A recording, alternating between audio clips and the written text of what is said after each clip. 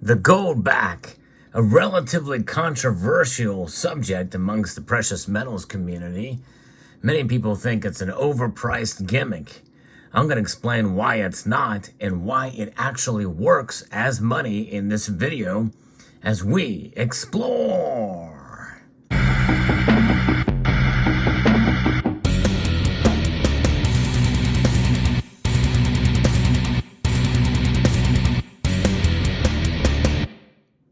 The concept of the utilization of precious metals as money in the United States is really not a new concept. The most famous example of such a effort was by the Liberty Dollar organization. NorFed is what they called it, or the repeal of the Federal Reserve. But in this case, this is an example of what a Liberty Dollar was. And of course, the problem with this is that they had to keep updating these every time the price of silver went up. And this example here is a $10 1 ounce silver piece that was utilized and transacted as money illegally. Why? Because of this, the dollar sign, applying it to associating it with the actual US dollar, which was a fool's errand, I believe, from the outset. You put a dollar denominated on it, you're essentially kind of breaking the law and transacting these silver pieces that are completely outdated with an old denomination. So that I bought this coin for $12, $12 or $15 when the silver price went up from a Liberty associate. And by the way, which means that the system was completely broken. It just was not working. It was going to implode on itself. But instead, the person who started this ended up getting in legal trouble because of it. I think he even served some prison time. But before he went to jail, he created copper coins as well. I use the term coin loosely. And also paper notes as well, which completely goes against exactly what they were meant to represent. These paper notes, which I have one but not handy, essentially were backed by the silver. It was like a silver certificate but it had a dollar amount tied to it. Still, because of this, and by the way, when silver was trading for about $11, $12 an ounce, I remember those days well, they went up to the $20 period. So they were charging premiums for the silver through the Liberty Associate program, and it just really kind of became one big racket. Where you're paying for high premium pieces. By the way, I am a collector. I really didn't take part in buying these in order to spend them.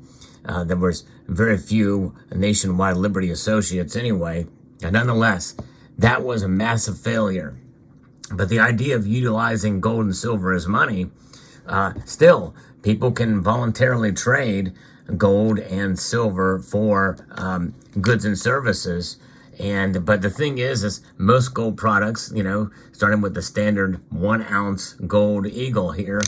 Now, this is an example of, it has a denomination of $50 on it. Obviously, it's worth a whole lot more than that. You could trade based off of the market value or price of gold or silver. In this case, you have a 1/10 ounce gold coin, which is worth quite a bit of money. And there's a fear you might actually lose this thing in transactions, unless you keep it in the capsule. And even as such, this is a pretty tiny piece. So the idea of being able to transact in gold is kind of not very practical, especially for smaller transactions. Now, you can transact in silver, various different forms, but silver, in a sense, can be bulkier to carry around with you in coin form. So what are the other options? Well, the already established paper money is really the best way. It's what Americans especially are most used to. Transacting in dollar notes, Federal Reserve notes. It's what we've come accustomed to. In fact, so much so that the dollar coin became a massive failure. People wanted to just use notes that they had put in their wallet. It kind of makes sense. We're creatures of habit, us Americans. And this is where the Goldback comes into play. And now the Goldback, as you can see some examples here, are what are known as Arium notes, which kind of is the company that actually made them first to start, but I think they've started manufacturing them on their own, and they switched over from the Arium to the GB notion, which you see here on this Wyoming Goldback, which, by the way, the Wyoming Goldback is this is the Alpha series. This is actually a kind of a collectible note, as was sent to me by somebody associated with the Goldback program. It is amazing. And even though it still says RM on the side, so I guess they are the manufacturer. And each of these are individually serialized, and they have become essentially collectibles for most in the community here of precious metals. It's fun to collect these. They have multiple different states, 3 to 4 different states. Wyoming is the newest state to be released, and they're beautiful notes. But I think South Dakota may be coming sometime, and other states will be coming as well. It is spreading like wildfire, and they're manufacturing a whole lot of these, and they've barely been able to keep up with those who collect them.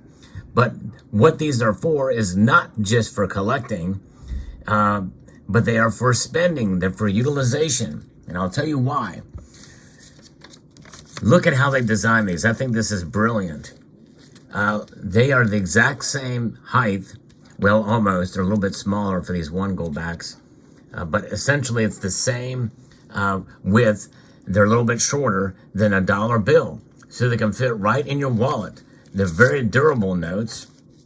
And but they can fit right in your wallet. This is the one Goldback, which is measured down to 1/1000th of an ounce.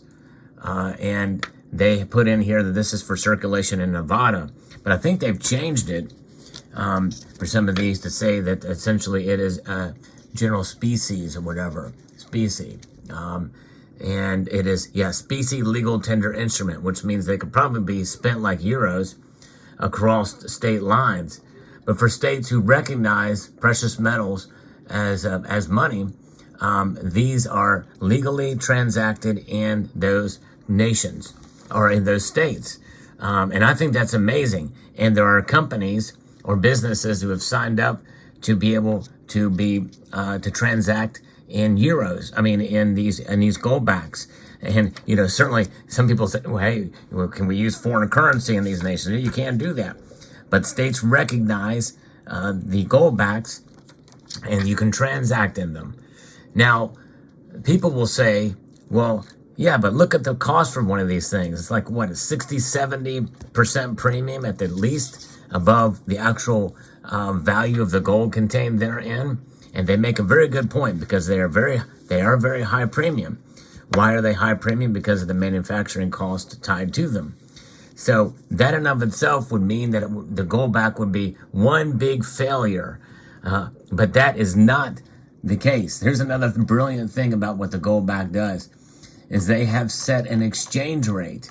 The exchange rate is guidance for all participants transacting with the Goldback. And as I record this video, it is under $4 for one Goldback. And if you calculate that out for the amount of gold contained inside of a Goldback, it's still a very, very high premium. But that is the guideline. That is the exchange rate, the average exchange rate that most businesses will honor. And so when you go to spend one of these for $4, essentially, they would recognize it as about $4 worth of value based off of the fiat currency system that we have today. And so it does fluctuate. I've watched their website for a while, and I've seen it fluctuate a bit up and down. But then again, dollars fluctuate in value as well, too. Right now, they are under inflation, so they're worth less and less by design. You've heard me talk about that ad nauseum on this channel. But think about the utility of that, where most of the market, most of the businesses that are accepting Goldbacks for transactions are going to be able to accept it for that exchange rate. Now, they don't have to. There's no said fast rule that they must honor that, but that's where the free market comes in. If somebody says, well, okay, we're going to just do this for $2, and their competitor will give you $3.50 for it, then you're going to go to the one where they're going to honor it at a higher exchange rate. A business would be foolish to not honor that exchange rate, in my view, especially if they are a proponent of sound money. Obviously, again, with the production costs of these, they are going down as they're producing more, and they're figuring out some of the kinks and producing them in mass quantities. And but there's been a shortage of Goldbacks for quite a while, and so that has been some of the reasons why. But as you collect them, and I would love to collect them, I'd love to get more as a collector, because where I'm at, there's no really way to transact in them here. But the utility of transacting in these, as you go up, you can see here's the 5 Goldback, which is obviously larger in size and a little bit thicker than the 1 Goldback. And that 5 Goldback, again, is about the same height, or the same height of a dollar bill. So it fits nice in your wallet. It's just not quite as long. Here's the 10 Goldback. Same height as the dollar bill, just a little bit shorter. And then we go up to the 25 Goldback, and that is the largest note that maintains the size between the dollar, between a U.S. currency and the other Goldbacks. It's the 25 Goldback, and it is notably thicker. Very durable, by the way, these are. It's only the 50 Goldback that is larger. And it's not a whole lot larger as far as height is concerned, but it is wider. And it is 1/20th of an ounce of pure gold, 24 karat gold.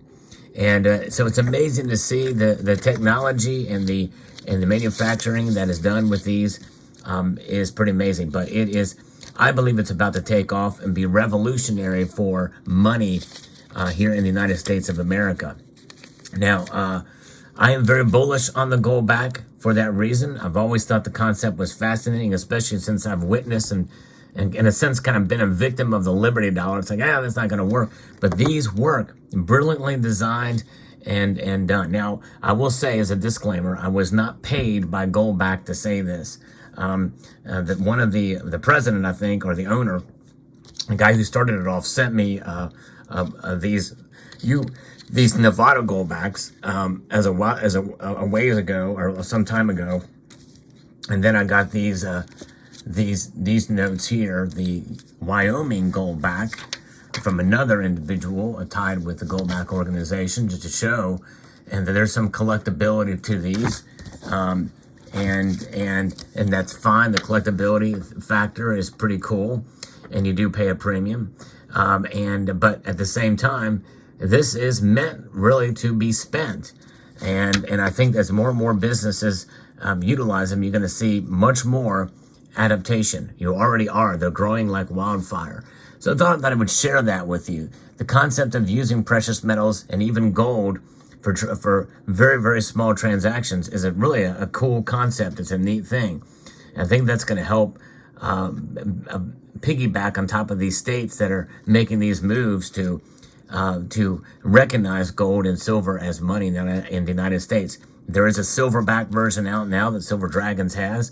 And the last thing that people say, well, yeah, that's fine and dandy, Sal, the Goldback exchange rate being $3.91 if they would honor that.